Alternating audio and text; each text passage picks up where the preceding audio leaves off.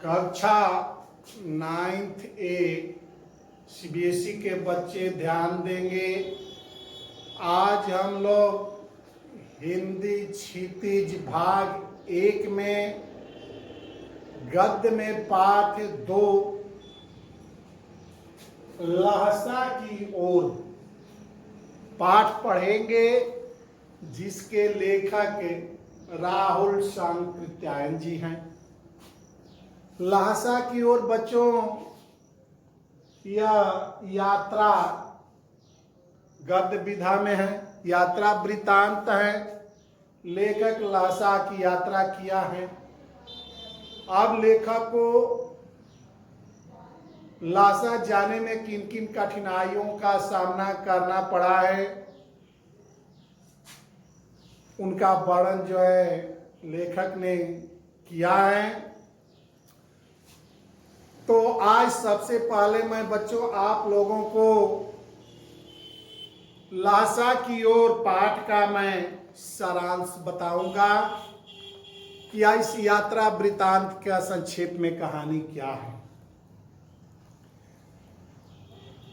तो लहसा की ओर लेख जो है राहुल सांकृत्यायन जी की पहली तिब्बत यात्रा का एक अंश है, जिसमें तिब्बत की यात्रा किए थे। तिब्बत की राजधानी जो है लहसा है। जब लेखक नेपाल के रास्ते से सन 1929-30 में गए थे। इस यात्रा वृतांत में राहुल जी ने तिब्बत की राजधानी लहसा की ओर चलने वाले कठिन रास्तों का बहुत मार्मिक वर्णन किया है। इस लेख में तिब्बती समाज के रीति रिवाज तथा सामाजिक स्थिति की जानकारी मिलती है। नेपाल से तिब्बत जाने का सीधा रास्ता है। पहले कलीड़पोड़ का रास्ता बंद था, तब नेपाली हिंदुस्तानी वस्तुएं इसी रास्ते से तिब्बत पहुंचती थी। व्यापारिक एवं सैनिक रास्ता होने के कारण इसमें बीच बीच में चौकियां या किले बने हुए थे, जिनमें कभी कभी चीनी फौजें जो हैं रहती थी।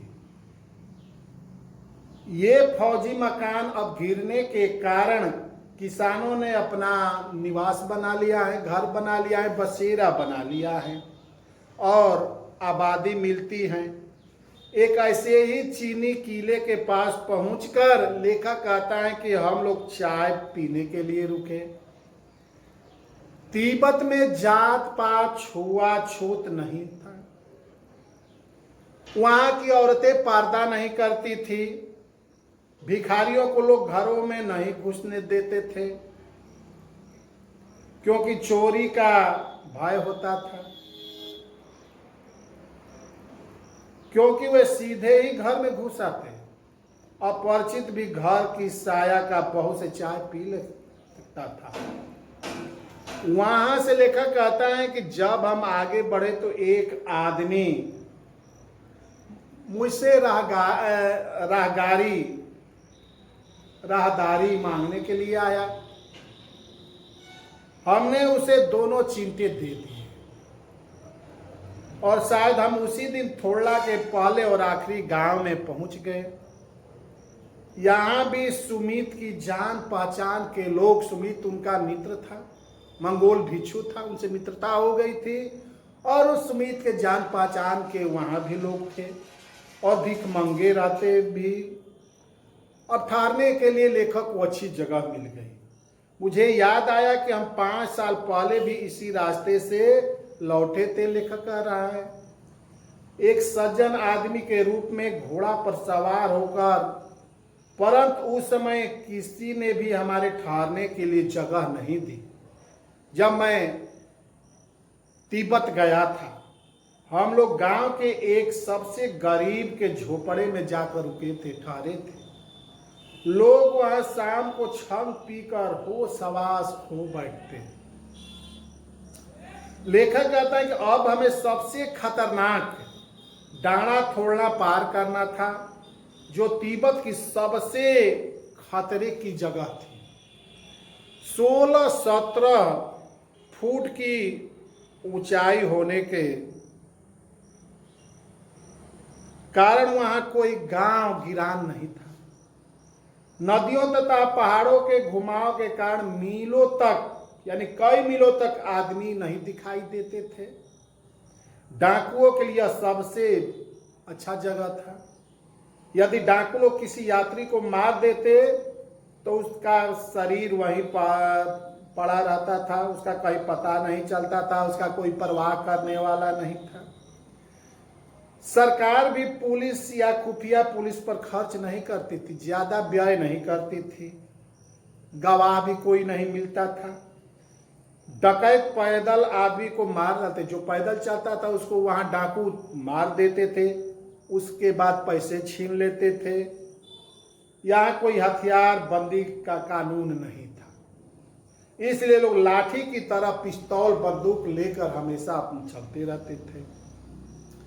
लेखक कहता है कि हम लोग भी भिखमंगे के भेष में ही निकले, जैसा कि मौके देखते रोनी सूरत बनाकर टोपी उतार लेते, जीभ निकालकर कुची कुची यानी दया दया, एक पैसा कहते भीख मांगते हुए भेष बदल कर चलते थे।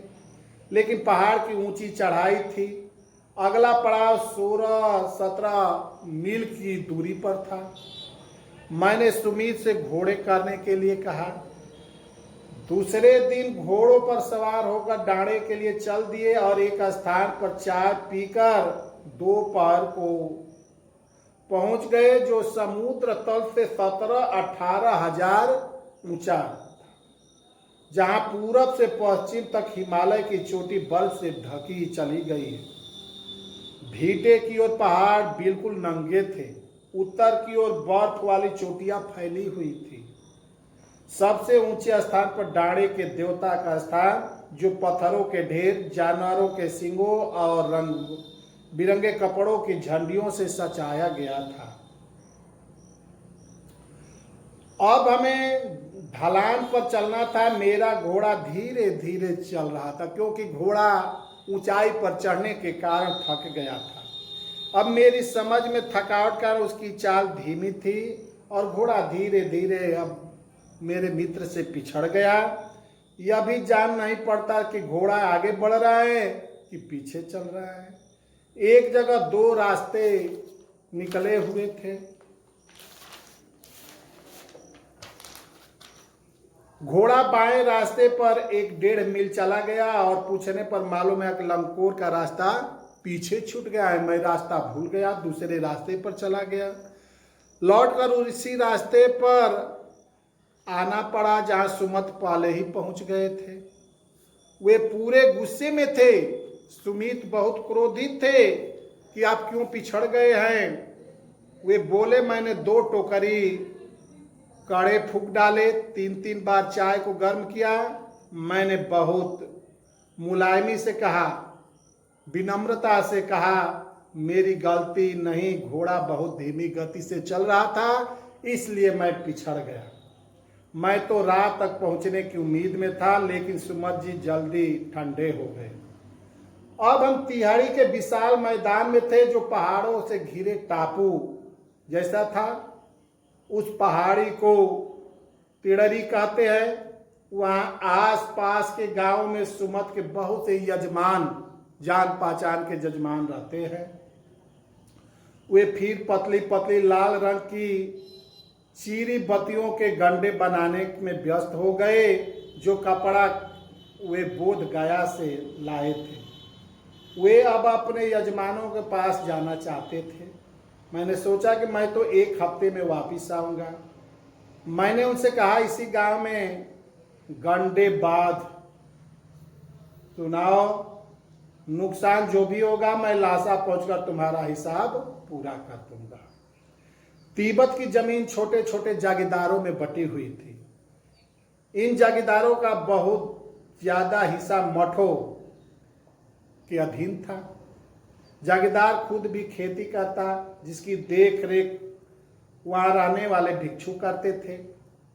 जो जागीरदार के आदमियों के लिए एक राजा के समान होता है। शंकर की खेती की मुखिया भिक्षु नम से बड़े भद्र पुरुष थे, कर रहे थे। वे मेरी वेशभूषा का ख्याल ना करते हुए मुझसे बहुत प्रेम के साथ मिले। यहाँ एक भव्य मंदिर था जिसे कंजूर यानी बुद्ध वचन अनुवाद की हस्तलिपियां 103 पोतियां उसमें रखी गई थी। एक पोथी 15-15 शेर वजन की होगी। सुमन ने फिर अपने यजमानों के पास जाने का आग्रह किया, लेकिन मैं पुस्तकों को पढ़ने में व्यस्त था। अतः वे चले गए। तिहड़ी गांव पास में ही था। हमें अपना अपना सामान पीठ पर बांधा और भिक्षु नमसे से विदाई लेकर पुनः अपने गांव की ओर, अपने देश की ओर मैं रवाना हो गया। तो बच्चों, पाठ 2 लासा की ओर आप लोग ये यात्रा वृतांत राहुल संकृत्यायन जी द्वारा है, इसको पढ़िएगा और पढ़ने के बाद पुनः मैं प्रश्न उत्तर बताऊंगा।